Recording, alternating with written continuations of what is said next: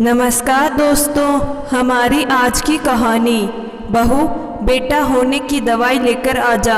हमेशा मायूस रहने वाली प्रीति दिन भर खिली खिली सी रहने लगी थी। जब उसे पता लगा कि वह बड़ी दीदी बनने वाली है, उसकी मम्मी उसके लिए छोटा सा बेबी लाने वाली है। मम्मी, अब मैं भी बड़ी दीदी बन जाऊंगी, आप मेरे साथ खेलने के लिए एक बहन लाना।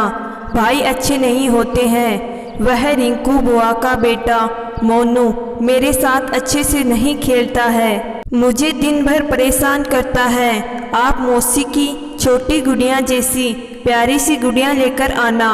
ये सुनते ही प्रीति की दादी का चेहरा गुस्से से भर गया।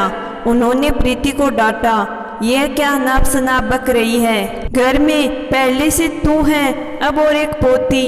कभी नहीं, मेरे घर में तो अब पोता ही आएगा। खबरदार, जो किसी ने लड़की की बात भी की तो प्रार्थना में बड़ा बल होता है। सब रोज प्रार्थना करना कि इस घर में अब मेरा कुलदीपक, इस घर का चिराग ही आए। दादी के मुँह से ये सुनकर प्रीति डर जाती है। वह अपनी मम्मी के पीछे छुप जाती है, पर मन ही मन भगवान से प्रार्थना करती है कि उसे एक बहन चाहिए ताकि वो उसके साथ खेल सके। निशा, कल सुबह तैयार रहना, हमें पहाड़ी वाले बाबा के चलेंगे, वो बेटा होने की दवाई देते हैं। निशा की सास ने हुक्म दिया। निशा चुपचाप रही। वो वहाँ जाना नहीं चाहती थी, पर मजबूर थी। रमेश से कुछ कहती पर घर में क्लेश हो जाता। निशा ऐसी बातों पर विश्वास नहीं करती थी, उसे यह सब ढोंग लगता था। जब प्रीति हुई तो सास को पूरी उम्मीद थी कि पोता ही होगा, पर प्रीति हो गई। तब से प्रीति की दादी उसे चिड़ी चिड़ी रहती थी, ना उसके साथ खेलती ना ही ढंग से बात करती थी। अपनी बेटी के बेटे मोनू का खूब लाड दुलार करती थी। प्रीति और मोनू में झगड़ा भी हो जाता था तो हमेशा मोनू का पक्ष लेती थी। प्रीति दादी का ये पक्षपात देखती तो उसे मोनू से चिढ़ होने लगी थी। निशा रात भर ढंग से सो नहीं पाई थी। उसे प्रीति के साथ खेलने के लिए साथी चाहिए था। वो कोई भी हो सकता था। उसका मन बेटा पैदा करने के लिए कोई भी इलाज लेना नहीं चाह रहा था। कभी सोचती कि मना कर दूं, नहीं जाऊंगी, पर फिर सास से डर जाती। पर कब तक डर कर रहूंगी? सुबह प्रीति स्कूल चली गई। सास ने उसे तैयार होकर चलने को कहा, पर निशा ने मना कर दिया। यह क्या कह रही है? क्या तुझे बेटा नहीं चाहिए?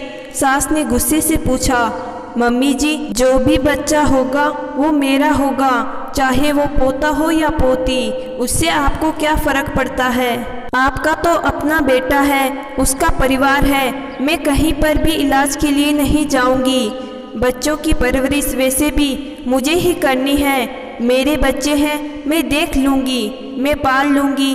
देखा रमेश, निशा की जुबान कैसे चल रही है, जरा भी शर्म नहीं है। निशा, ये क्या तरीका है? इस तरह से क्यों बात कर रही हो?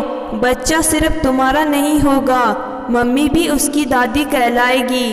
वो दादी की सेवा करेगा। पोता तो बुढ़ापे की लाठी होता है। रमेश ने अपनी मम्मी का पक्ष लेते हुए कहा, आप अपनी दादी की सेवा क्यों नहीं करते? पिछले 5 सालों से यही देख रही हूँ, वो गांव में अकेली रहती है। आप तो कभी वो बीमार हो जाए तो भी उनकी तबीयत पूछने नहीं जाते हो। कैसे पोते हो जो अपनी दादी की लाठी नहीं बन पाए? दादी को जब आपके होने की खबर मिली होगी तो वो भी कितनी खुश हुई होगी। उन्होंने कितने सपने सजाए होंगे।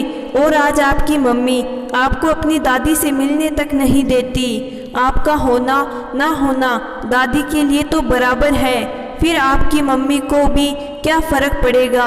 मेरा बेटा हो या बेटी, वो तो इनके साथ रहेगा भी नहीं, जैसे आप अपनी दादी के साथ रहते नहीं हो। वो गांव में कितनी अकेली है, कष्ट में जीवन गुजार रही है। आप अपनी दादी के साथ रहना नहीं चाहते हो। हर बार त्योहार पर वो अकेली ही रहती है। उन्हें तो बेटा और पोता होने से कोई सुख नहीं मिला।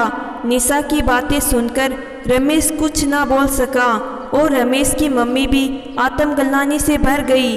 वो निशा से नजरें नहीं मिला सकी, क्योंकि वो कुछ भी गलत नहीं कह रही थी। निशा, तूने मेरी आंखें खोल दी। हम माँ बेटे आज ही जाकर गांव से दादी को लेकर आ जाते हैं। तुम प्रीति और अपना ख्याल रखना, तुम्हें कहीं भी जाने की ज़रूरत नहीं है। दादी गांव से आ चुकी थी, उनका अच्छे डॉक्टर से इलाज शुरू करवा दिया गया। कुछ समय में उनकी सेहत सुधर गई। परिवार के साथ रहने से उनका अकेलापन भी खत्म हो गया।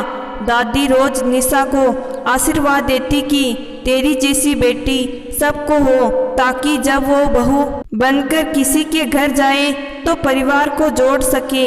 9वें महीने निशा ने एक स्वस्थ और सुंदर बेटी को जन्म दिया। प्रीति का चेहरा खिल गया। उसके साथ खेलने के लिए बहन जो आ गई थी।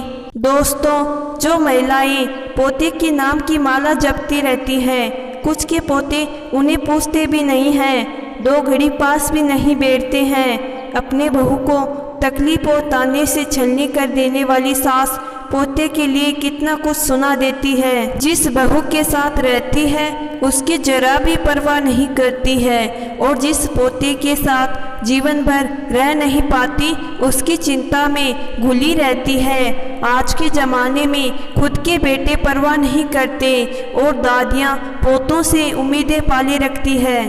तो दोस्तों, मैं आशा करती हूँ कि आज की कहानी आपको ज़रूर पसंद आई होगी। कहानी पसंद आई है तो कहानी को लाइक और चैनल को ज़रूर सब्सक्राइब करिएगा। धन्यवाद।